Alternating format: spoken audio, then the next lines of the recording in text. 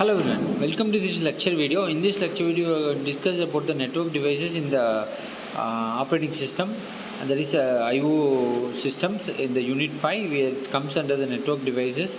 It's an important topic we are going to discuss how the Unix and Windows timers helps the IO systems. So Unix and Windows is an important operating system. It is a version of NT and 99 2000 includes socket interface.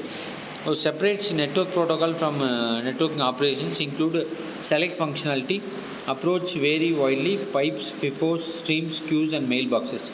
So it approaches different variety. So the things we have the block and character devices.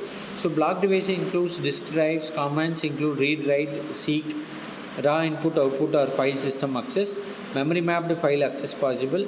So character device includes keyboards, mice, serial ports, etc. The commands include get, put, libraries layered on the top, allow line editing. So the block devices include disk drives, commands include read, write, etc. So these block and character devices plays important thing in the IO systems in the unit 5. With the network devices, look at the screen. We have the vary of enough from the block and character to have own interfaces. So Unix and Windows have the socket interfaces. These approaches having the very widely. For example. Streams and other things. So socks and timers we have.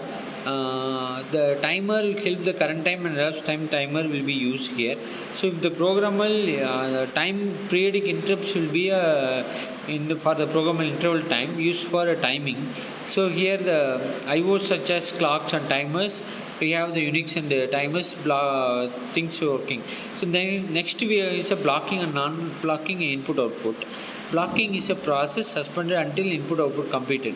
It is easy to use and understand, insufficient for some needs.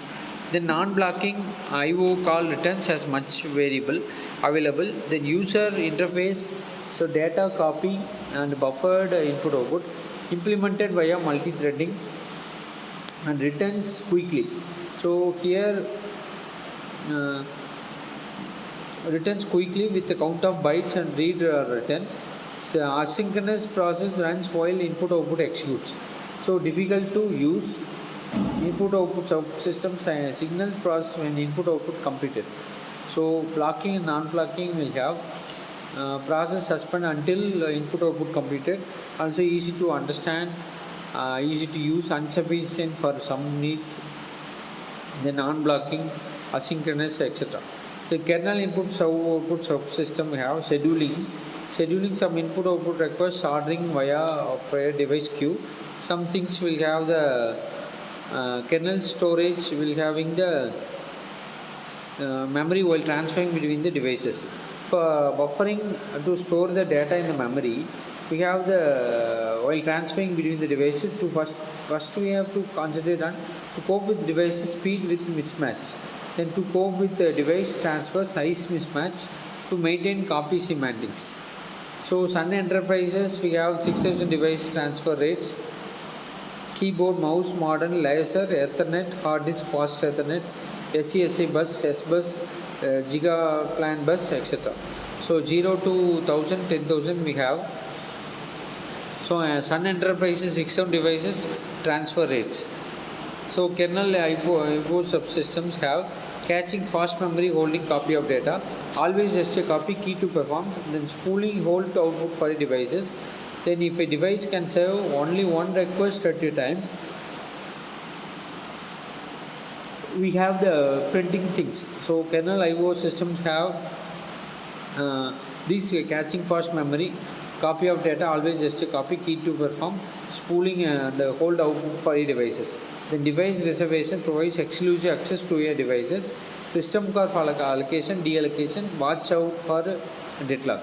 So this is a kernel IO subsystems here. Then error handling. We are talking about the error handling here. So OS can recover from disk, read a device unavailable, transistor write failures, most return or error number or code when IO request fails. System error logs hold problems reports. This is the main thing in the error handling. Kernel data structure we are going to discuss in the next lecture video. Thanks for watching this lecture video. Hope you all understand the basic things of the IO systems in the unified covers under the operating system. Thank you.